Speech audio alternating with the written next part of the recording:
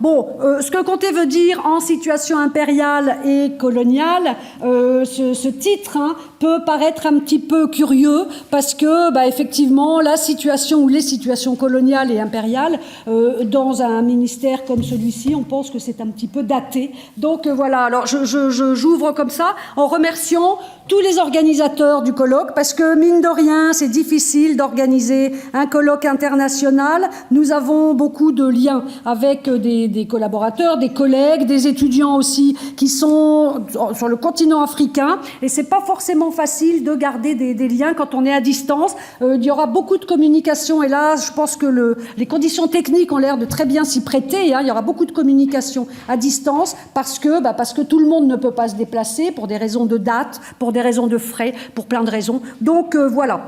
Merci aux organisateurs, merci à l'IGPDE, effectivement, comme il a été rappelé, qui depuis plusieurs années soutient le séminaire Chiffrer et déchiffrer les empires qui est co-organisé par Emmanuel Cibeux qui est là, second rang, avec une veste, voilà, et puis par moi-même, et c'est effectivement ce séminaire-là qui est soutenu à bout le bras, disons, par l'IGPDE, à bout le bras parce que ce sont peut-être des préoccupations, alors les chiffres oui, mais des préoccupations qui peuvent paraître un petit peu éloignées finalement de celles qui sont plus classiques, c'est ce qu'a rappelé c'est ce qui vient d'être rappelé aussi. Alors voilà, ça c'est pour l'introduction. Ce colloque aurait peut-être été un peu inimaginable il y a une dizaine d'années, parce que les chiffres en situation coloniale ou en situation impériale, finalement, ces chiffres coloniaux, et on peut s'interroger sur le sens de chiffres coloniaux, pour qui sont-ils faits, qui les fabrique, etc. C'était pas un sujet de préoccupation. Ça n'était pas un sujet de préoccupation des historiens, ni même de personne d'ailleurs, pour une raison simple, c'est que les indépendances étaient heureusement passés par là, et que ces chiffres coloniaux, lorsque les historiens s'intéressaient à eux, ils disaient qu'ils étaient de mauvaise qualité, qu'ils étaient finalement tronqués, que ces chiffres n'apportaient pas grand-chose à l'historien parce qu'ils avaient été fabriqués par des colons dans des conditions qui n'étaient pas forcément les meilleures pour faire du chiffre, de la statistique, et parce que finalement ils portaient davantage, presque exclusivement, un discours colonial. Ils représentaient des situations coloniales vues par des colons et non pas des situations qui pouvaient correspondre davantage à des, disons, réalités de terrain. Donc voilà, c'était une préoccupation qui n'était pas vraiment au premier plan, parce que les chiffres étaient faux, parce qu'il y avait des malversations, parce que, etc. Alors, il y a eu pas mal de travaux récemment, et je remercie vraiment l'équipe qui soutient aussi à bout le bras ces travaux sur les chiffres coloniaux.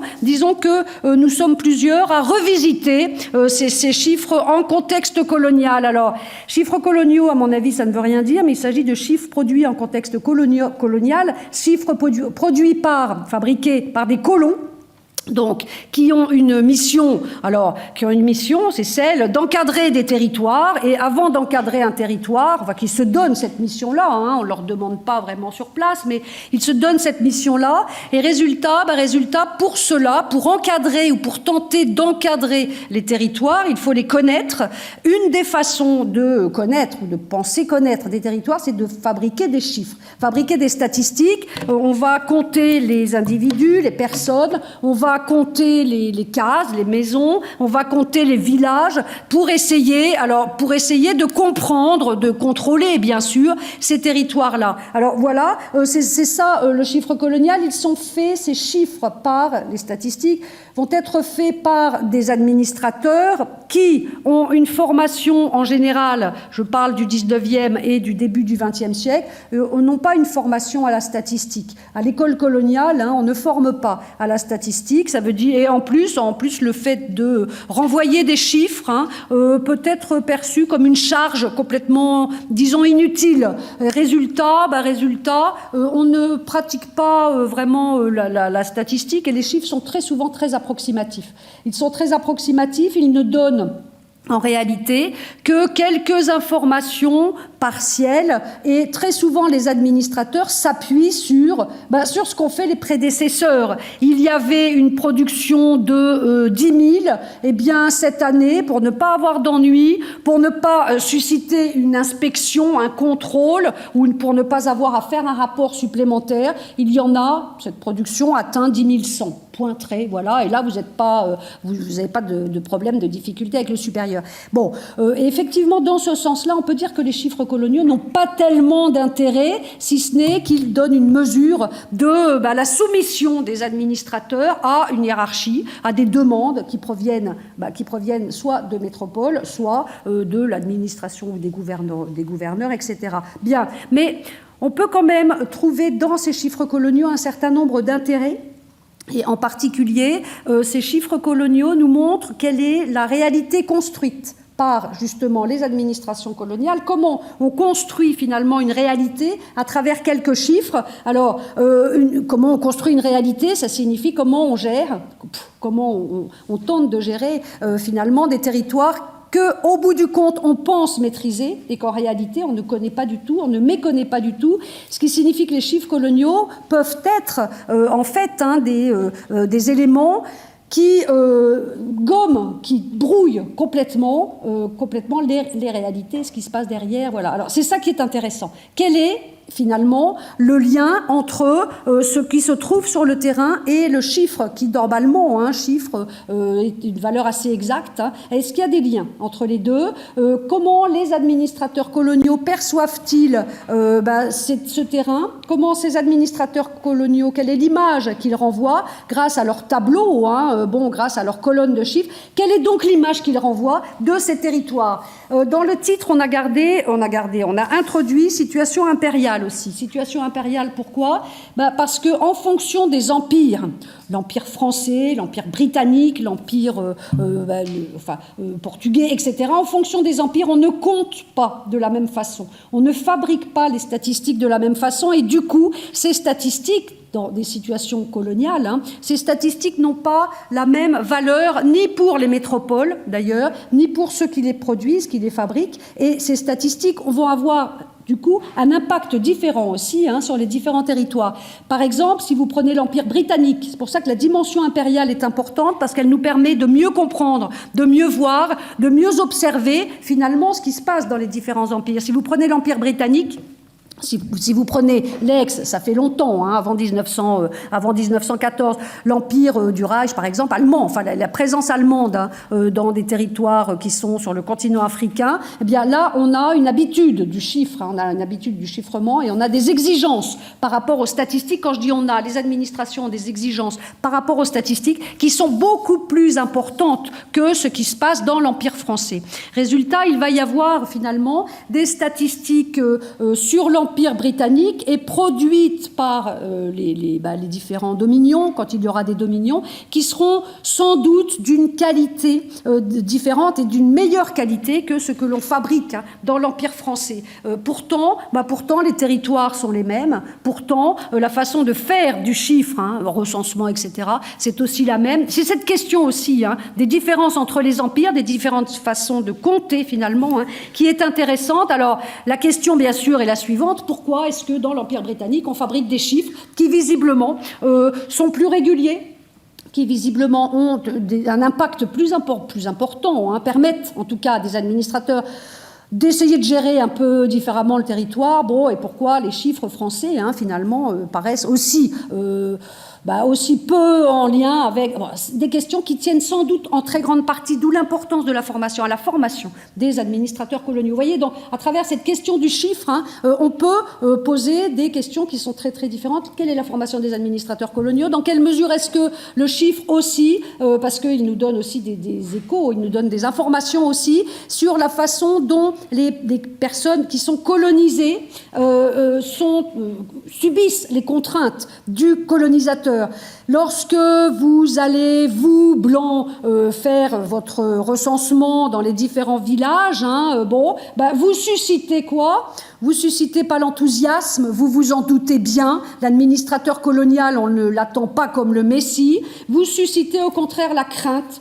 Et vous provoquez quoi? Alors là, c'est très clair pour l'Empire français, enfin en tout cas en Afrique, hein. Vous provoquez la fuite. Tout le monde, ceux qui sont en âge de payer des impôts, ceux qui sont en âge d'être envoyés sur des chantiers vont partir en courant et ils se cachent dans la forêt. Et ça, beaucoup de rapports des administrateurs coloniaux disent c'est quand même curieux, tous ces villages sont vides. Et alors, bon, ils ne sont pas dupes, évidemment, on sait très bien que tout le monde s'en va. Il reste des vieillards, il reste des femmes, celles qui sont pas très loin d'accoucher, il reste les très jeunes enfants. Résultat, évidemment, on ne peut avoir qu'une image très tronquée des réalités et de la réalité coloniale. Pourquoi fuit-il? Et c'est cette fuite-là qui est intéressante.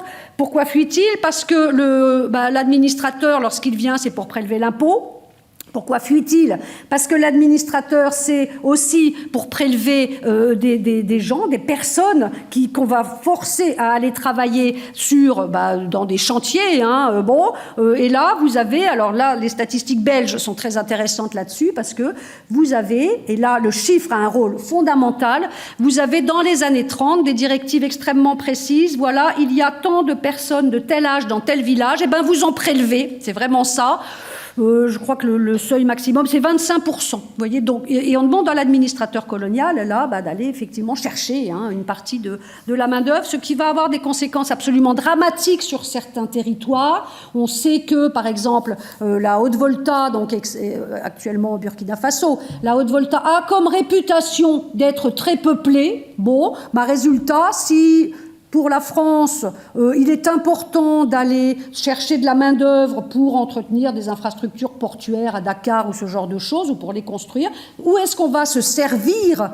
Très simplement, en Haute-Volta. Si vous voulez développer un territoire, économiquement, développer un territoire au nord de Madagascar, qu'est-ce que vous faites? C'est simple, Oh, il y a beaucoup de monde là, au sud-ouest de Madagascar, et vous allez prélever.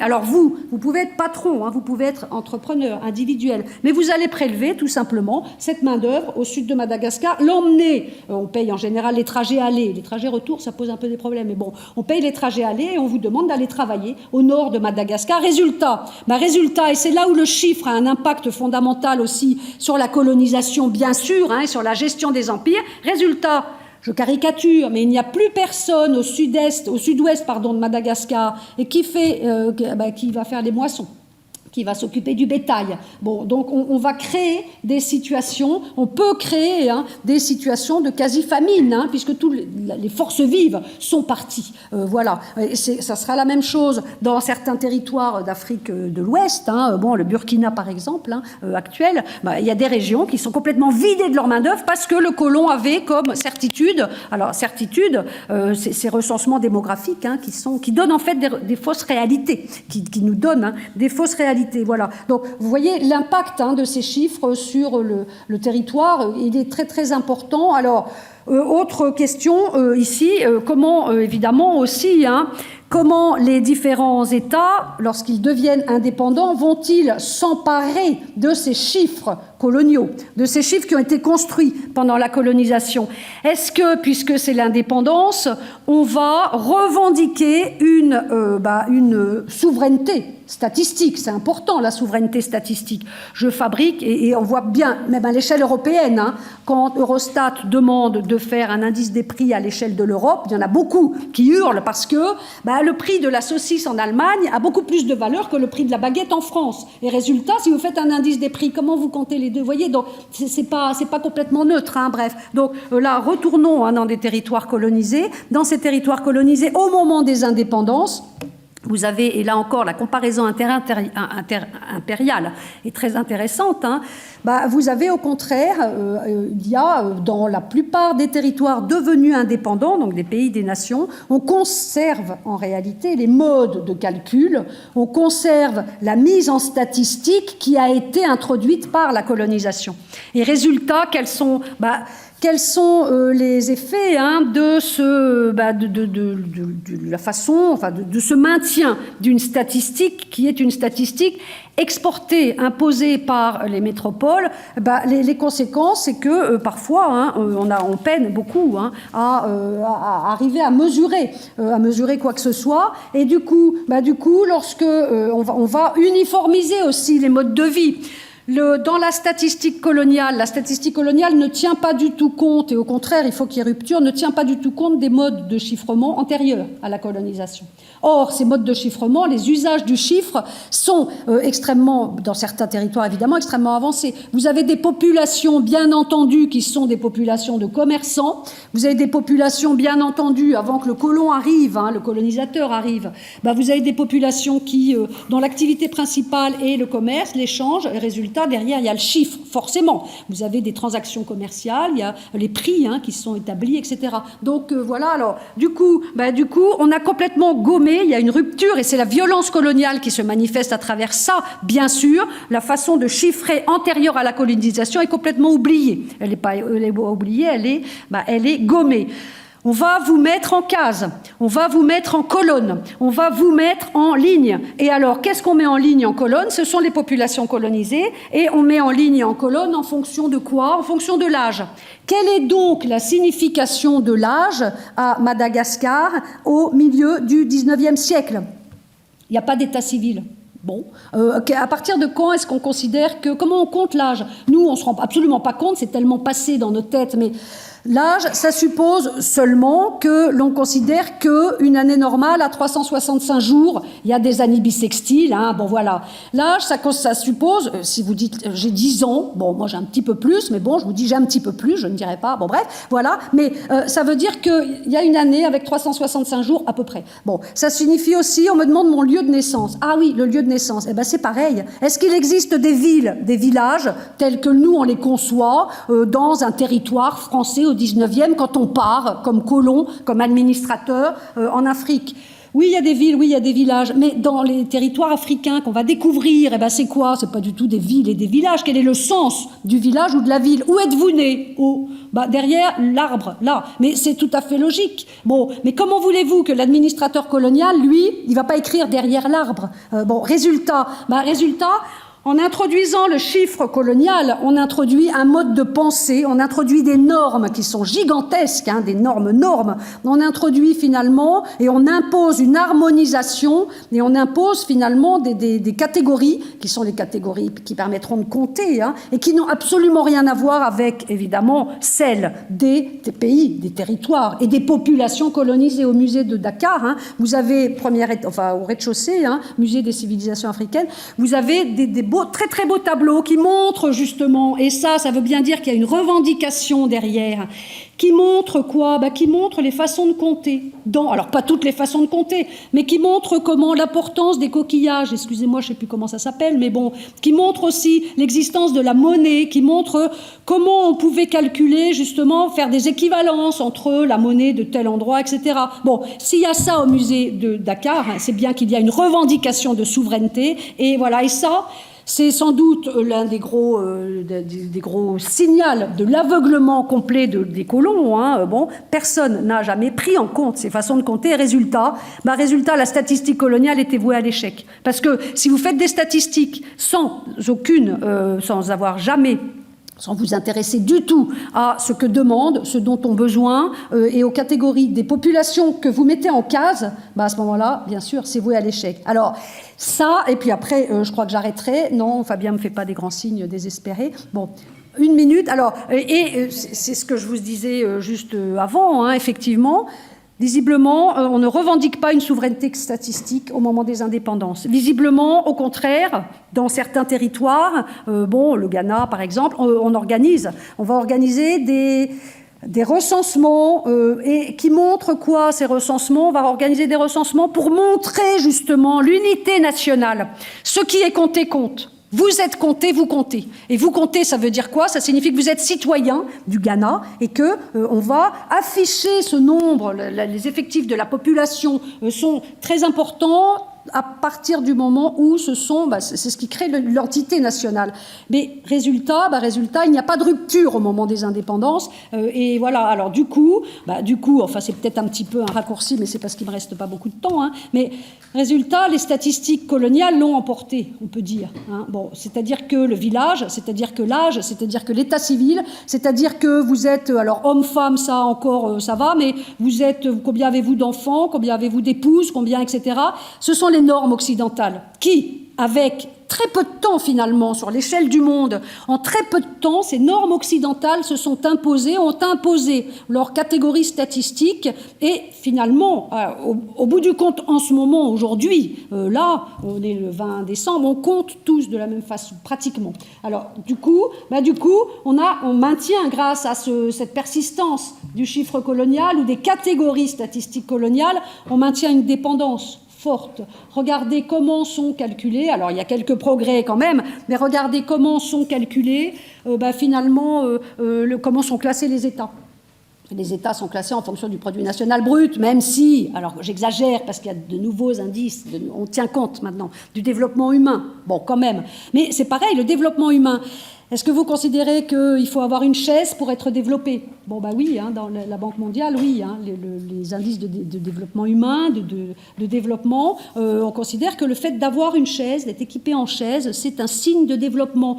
Des statisticiens malgaches vous diront, oui, mais le fait d'avoir une natte, c'est beaucoup plus important en réalité, parce que si vous n'habitez pas en ville, il vaut mieux avoir une natte qu'une chaise. Une chaise, vous imaginez, ça n'a aucun intérêt. Vous n'allez pas suivre votre vache avec votre chaise, c'est complètement idiot, quoi, bref. Voilà, donc vous voyez, mais ces normes, ces normes se sont imposées. Donc là, c'est malheureux, mais c'est la réussite quelque part. Mais c'était pas du tout prévu, mais c'est la réussite. On a réussi avec la colonisation à casser des modes de comptage. C'est pas que le mode de comptage, mais ce sont des relations sociales qui ont été complètement brisées par ça. On a imposé des frontières, ça c'est connu.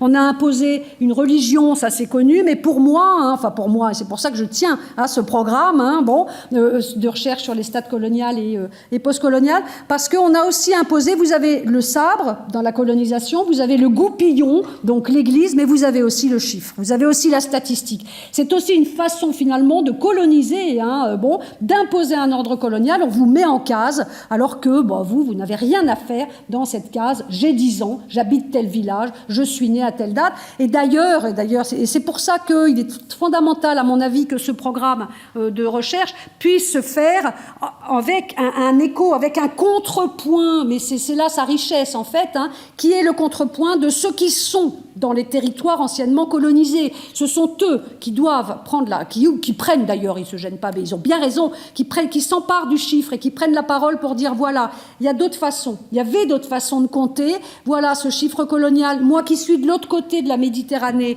ce chiffre colonial, voilà ce que ça signifie pour moi. Dans les archives, vous avez beaucoup de chiffres, il y a des chiffres partout, voilà, ça c'est un acquis, c'est un fait, énormément de chiffres partout, tout le monde compte, très bien, mais la façon dont ces chiffres-là vont être fabriqués dans des territoires qui sont désormais décolonisés.